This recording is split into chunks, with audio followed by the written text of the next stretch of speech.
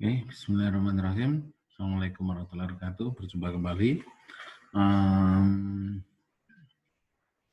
dengan mata kuliah Total Quality Management yang kali ini akan membahas mengenai perbaikan berkesinambungan atau continuous improvement, atau dalam istilah Jepang namanya Kaizen.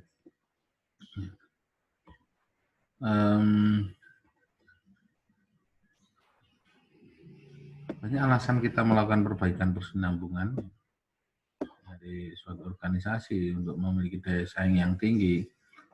Mau tidak mau harus selalu melakukan perbaikan berkesinambungan atau perbaikan berkelanjutan. Konsep yang ada bahwa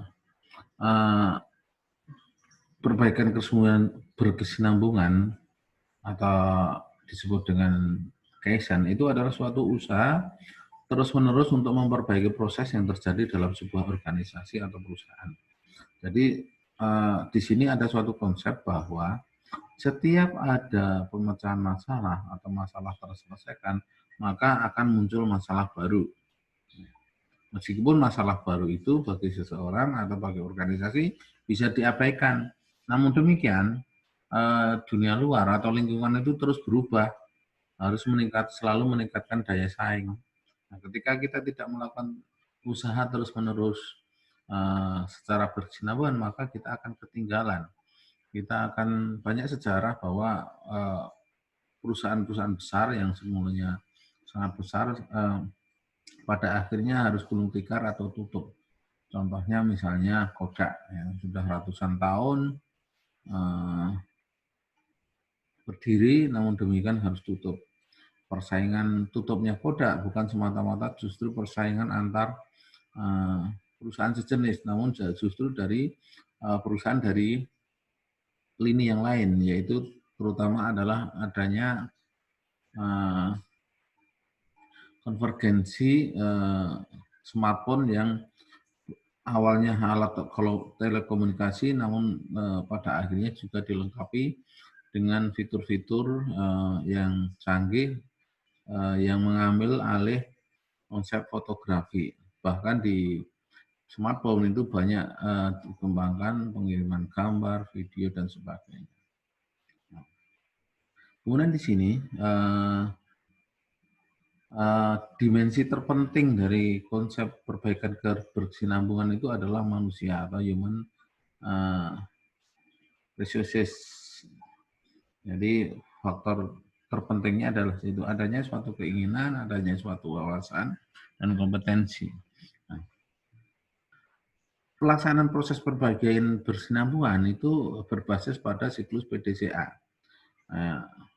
melalui yaitu plan, do, check, dan action.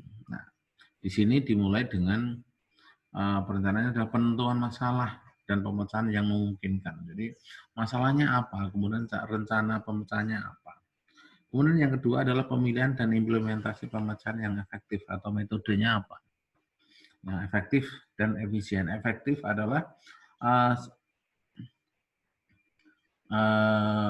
bagaimana suatu tujuan dicapai, atau kalau efektivitas tinggi itu berarti dicapai dengan akurasi yang tinggi. Kemudian yang efisien. Efisien itu dengan kata lain adalah hemat. Bagaimana dengan bahan yang sama menghasilkan suatu produk yang lebih banyak atau lebih tinggi, atau bahkan dengan bahan yang lebih sedikit kita menghasilkan produk yang sama. Kalau efisien itu adalah ketepatan sasaran terhadap tujuan yang ingin dicapai. Kemudian tahapan berikutnya adalah evaluasi. Jadi ketika kita sudah melaksanakan suatu kegiatan pemecahan masalah melalui perbaikan tersebut, mau tidak mau harus dievaluasi. Apakah hasil pemecahan masalah itu memberikan kontribusi atau perbaikan atau tidak, atau bahkan sebaliknya. Ketika memang memberikan kontribusi yang baik, memberikan kinerja yang lebih tinggi, mutu yang lebih baik, harga yang lebih murah, waktu proses lebih pendek, meningkatkan kepuasan pelanggan, dan sebagainya, kemudian dilakukan standarisasi. dalam menentukan prosedur baru dan harus diikuti oleh seluruh elemen organisasi yang terlibat, yang terkait. Kemudian dilakukan pengolahan proses. Proses apa? Proses pelaksanaan perkesinambungan.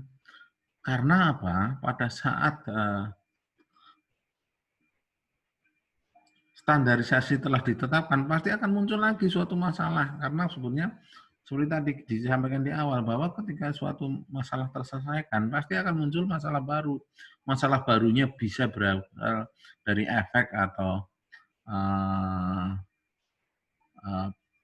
implikasi ikutan dari kegiatan tersebut, atau mungkin yang dari awal sudah kita petakan, sudah kita rumuskan bahwa berdasarkan urutan prioritas penyelesaian. Urutan prioritas bisa berdasarkan masalah waktu, masalah kebutuhan, maupun masalah dana. Nah, jadi tata urutannya seperti itu, tapi siklus yang dimiliki terus berubah adalah siklus PDCA. Setelah action, maka kita akan merencanakan pemecahan masalah lainnya atau yang baru. Nah, mengapa perbaikan berkesinambungan perlu dilakukan? Karena sebagaimana telah diuraikan di depan bahwa lingkungan kerja, lingkungan bisnis itu selalu berubah. Yang tidak berubah hanya perubahan itu sendiri. Dan permintaan pelanggan itu terus membutuhkan tingkat kepuasan yang semakin tinggi. Apalagi ketika ada produk kompetitor yang lebih baik lagi, maka dia akan berpindah kalau kita pertahankan melalui konsep inovasi kita. Yang kedua, karena adanya persaingan global. Semakin tipisnya jarak antar negara karena kecepatan transformasi, transportasi maupun informasi. Jadi melalui persaingan global ini akhirnya awalnya perusahaan yang non jauh di sana tiba-tiba bisa masuk ke lingkungan pasar kita dengan sangat cepat. Jadi mau tidak mau kita harus segera melakukan selalu update untuk memenuhi kepuasan pelanggan tersebut. Nah, kemudian ada beberapa perbedaan antara pendekatan yang dilakukan oleh Total Quality Management dengan perbaikan yang bersifat tradisional. Ya, tradisional itu cenderung sepotong-sepotong dan prosesnya dengan berbagai alasan. Kalau Total Quality Management lebih komprehensif. Nah, perbedaannya misalnya dari sudut alasan. Kalau tradisional itu perbaikan itu terjadi misalnya karena akan mengembangkan produk baru dan reaksi terhadap masalah-masalah yang menonjol. Sedangkan di Total Quality Management itu perbaikan itu terjadi setiap saat. Bahkan pada saat sebetulnya tidak ada masalah. Masalahnya justru karena itu adalah proses berkembang. Jangan sampai masalah dalam siklus hidup produk yang decline, kita baru melakukan action. Oleh sebab itu juga dalam konsep Total Quality Management diajarkan atau dipelajari mengenai The Seven Tool, 7 alat kendali mutu, kemudian siapa termasuk pelibatan karyawan atau melalui apa? Melalui gugus kendali mutu. Kemudian pendekatannya kalau tradisional itu coba-coba, ya istilahnya dengan keterbatasan ilmu, ya trial dan error. Sedangkan kalau Total Quality Management itu melalui metode ilmiah. Metode ilmiahnya apa? Yang paling sederhana adalah 7 alat kendali mutu yang telah dibahas sebelum-sebelumnya. Kemudian respon terhadap kesalahan itu kalau tradisional kesalahan itu sudah merupakan aib, seakan-akan seperti itu. Tidak ada toleransi, sedangkan kalau toleransi memandang sebagai kesempatan untuk belajar bahwa kejadian itu bisa terulang lagi. Bagaimana supaya jangan terulang lagi? Termasuk memungkinkan untuk mengantisipasi selain melakukan perbaikan atau tindakan korektif, tapi di situ juga dilakukan tindakan preventif atau pencegahan. Kemudian peranan manajer itu di tradisional cenderung mengadministrasikan sistem yang ada dan memelihara. Yang kalau total quality management itu adalah untuk melakukan perbaikan strategi. Jadi bagaimana memenangkan, bagaimana meningkatkan mutu, jadi melalui strategi, melalui sistem. Nah, kemudian kalau wewenang di tradisional itu membagi kewenang dari atas ke bawah melalui peraturan dan kebijakan, jadi perlu highlight peraturan dan kebijakan, sedangkan kalau total quality management itu melalui pemberdayaan. Pemberdayaan anggota dalam hal ini adalah para lini pekerja di level bawahnya melalui empowerment.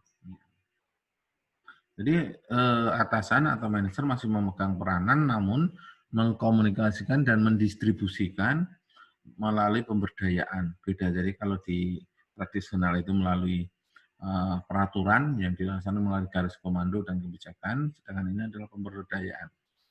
Kemudian fokusnya untuk perbaikan, fokus pada tradisional itu perbaikannya hasil bisnis melalui penentuan kuota dan target. Kalau total quality management adalah kemampuan sistem. Ya. Bagaimana kita punya apa, menghasilkan seberapa. Kemudian mengenai pengendalian atau kontrol, di tradisional itu ada pencatatan skor, pelaporan dan pengevaluasian, sedangkan kalau TQM itu lebih menekankan pada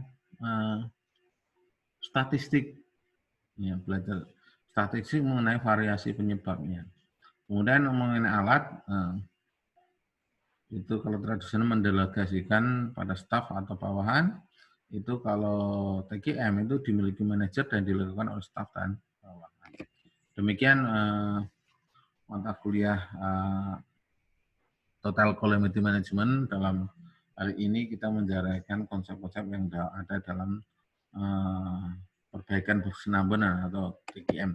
Salah satu contoh yang bagus yang bisa diaju bagi hampir semua industri, hampir semua organisasi adalah yang dilakukan oleh pabrikan Toyota atau manufaktur Toyota. Dalam konsepnya adalah TPS atau Toyota Production System. Nah, di situ dipelajari konsep-konsep perbaikan secara baik dengan secara aktual. Demikian yang bisa saya sampaikan kuliah pada hari ini. Terima kasih. Wassalamualaikum warahmatullahi wabarakatuh.